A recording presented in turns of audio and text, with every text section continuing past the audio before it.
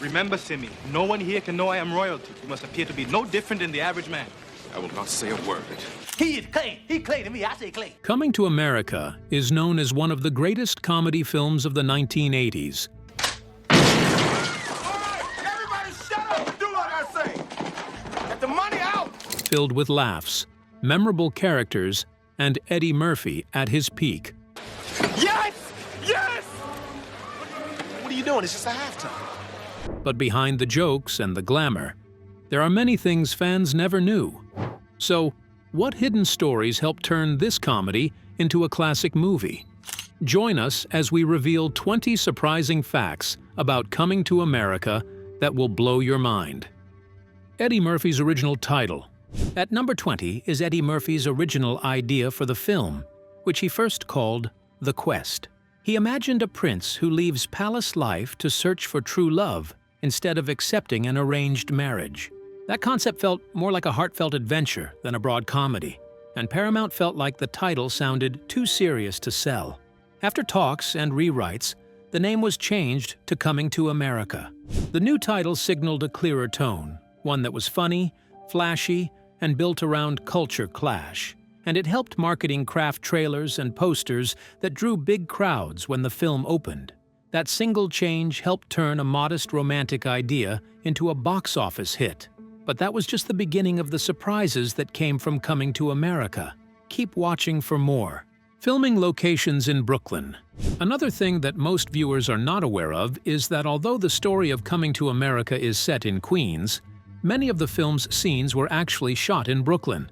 Locations like the barbershop, subway stations, and street corners were all filmed there, giving the movie its authentic New York feel while keeping production practical. Even McDowell's, the famous fast food spot, was filmed inside a real Wendy's restaurant. These choices helped the filmmakers create a believable city environment while adding subtle details that fans still notice today. By shooting in Brooklyn, the production captured the energy of New York without being limited to the exact neighborhoods in the story. The origins of Zamunda. Now, speaking of places, it is important to know that Zamunda's name did not come from history or a cultural source. It began as an inside joke. Writers Barry Blaustein and David Sheffield borrowed the surname of comedy writer Bob Zmuda, then tweaked it until it sounded regal and made up. Their goal was to create a fictional kingdom that felt believable but did not tie the story to any real nation. That choice let the filmmakers design costumes, language, and royal customs with freedom and kept the tone playful rather than literal. Over time, the creators treated Zamunda with care, giving it a visual history and costume detail that felt lived in. So, just like that, what began as a small joke ended up defining a key part of the film's identity. Louie Anderson joins the cast. Louie Anderson was added after studio pressure demanded at least one white actor in the film.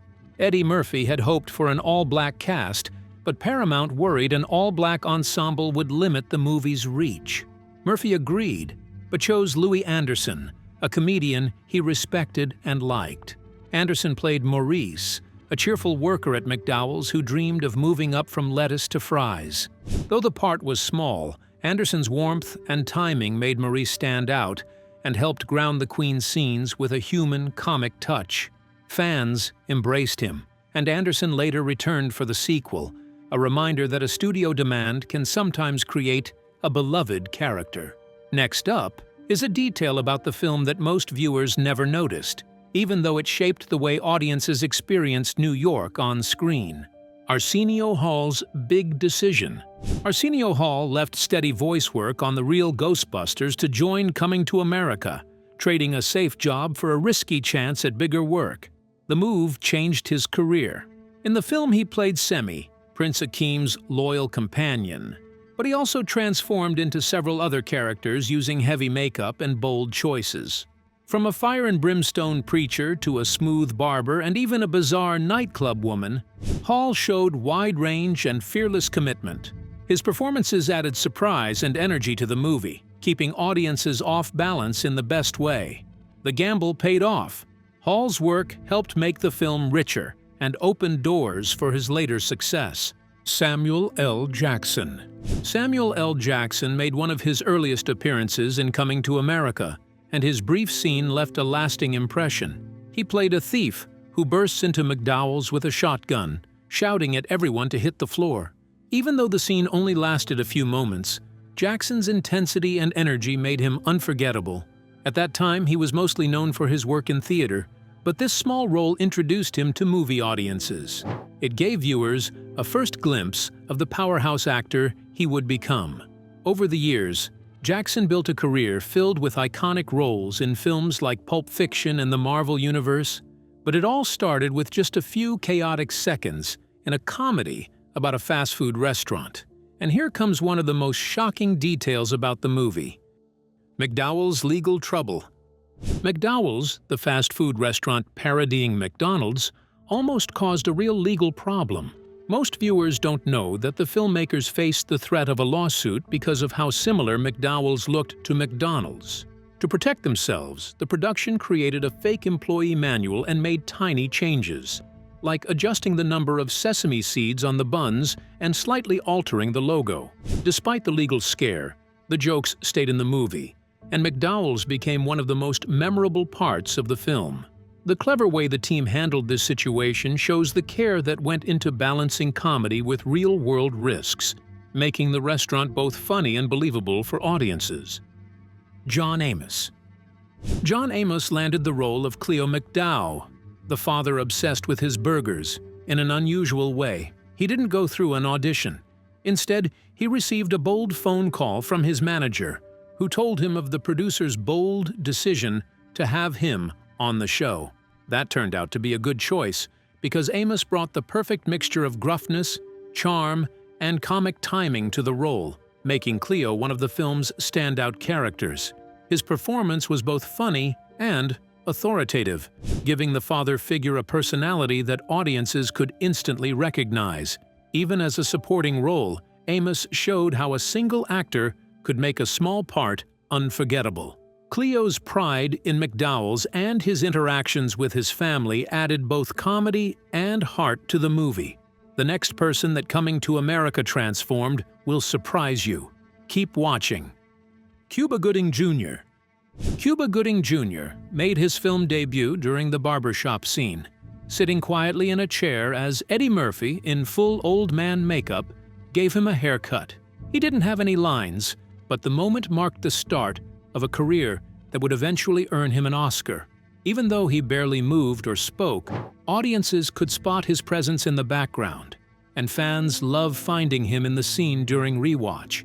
That quiet cameo was the beginning of Gooding's journey in Hollywood, proving that even small appearances can lead to major success later. John Landis and Eddie Murphy.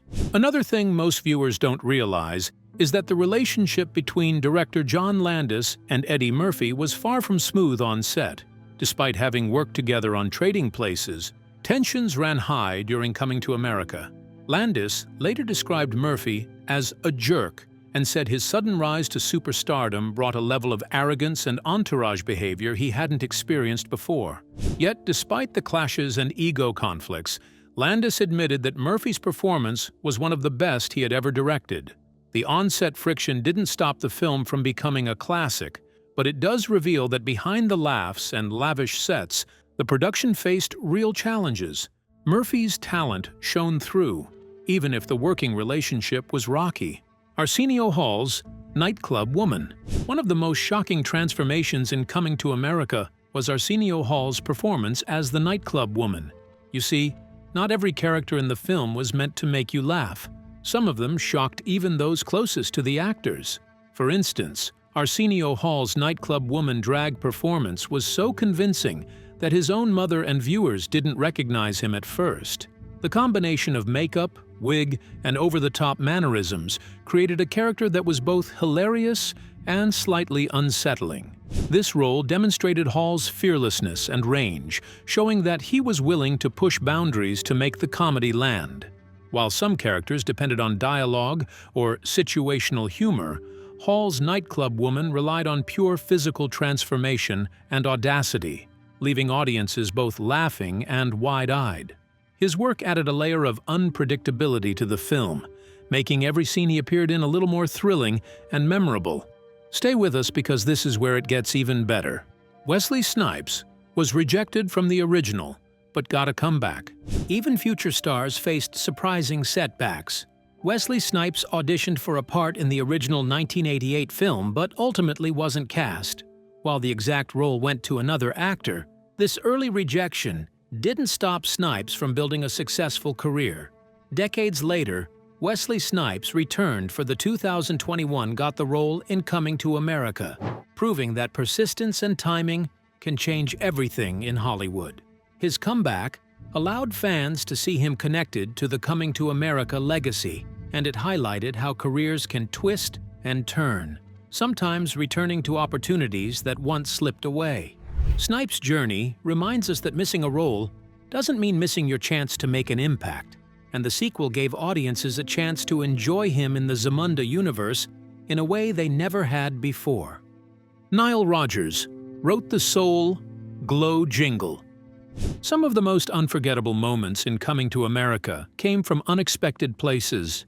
The fictional hair product Soul Glow, famous for its flashy commercial sequences, featured a catchy jingle written by music legend Nile Rodgers.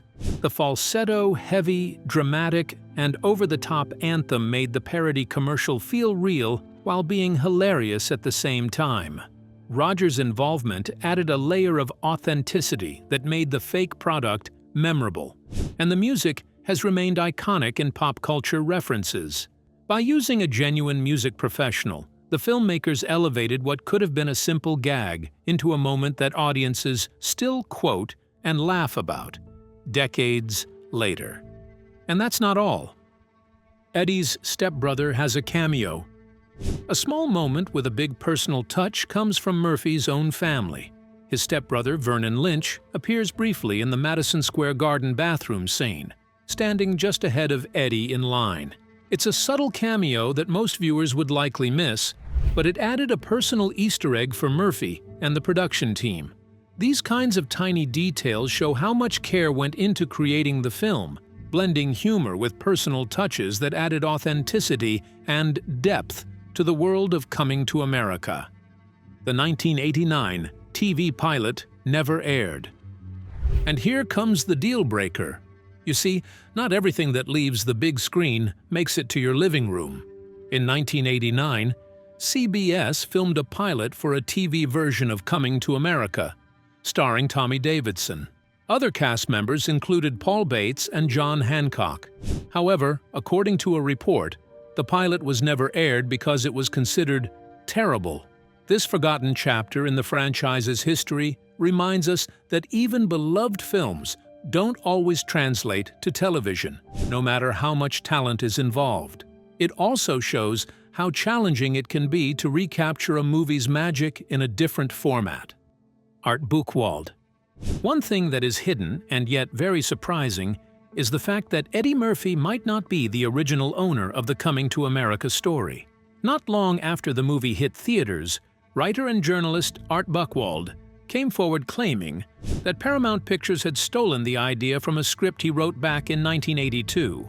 His version also centered on an African prince who leaves his kingdom to find love in America. The similarities were impossible to ignore, and Buchwald decided to take the studio to court. In a shocking twist, he actually won. A judge ruled in his favor, awarding damages before the case was quietly settled out of court. But here's the part most fans don't realize. Buchwald's name never appeared anywhere on the film. To this day, Eddie Murphy remains the only credited writer, even though a lawsuit proved the story wasn't entirely his. It's a reminder that sometimes the biggest laughs on screen come with the most serious battles behind the scenes. And speaking of things that almost happened, here's another interesting fact. Coming to America was supposed to be a series. Coming to America almost became a TV show. After the film's massive success, Eddie Murphy and Paramount explored a spin-off centered on Akeem's younger brother, Prince Tariq, played by Tommy Davidson. The idea was to send Tariq to America for college, creating fresh culture clash comedy week after week. CBS picked up the concept and even filmed a pilot in 1989. But when the episode failed to impress, the network pulled the plug before the series could launch. What could have been a long-running TV comedy instead became just a forgotten footnote in the movie's history. Eddie Murphy playing older roles. When Coming to America was filmed, Eddie Murphy was only 26 years old, the youngest lead in the cast. Yet through makeup and performance, he vanished into characters who looked and sounded much older. As Clarence the barber, Saul, the cranky Jewish customer, and Randy Watson, the washed-up singer, Murphy created roles that seemed to have lives of their own. Many moviegoers didn't realize he was behind the disguises until the credits rolled. The surprise revealed just how versatile Murphy was, and it showed that his talents went far beyond playing a leading man. Those transformations remain some of the most impressive work of his career. But as the list goes down, there are still some breathtaking facts to cover. Stay with us.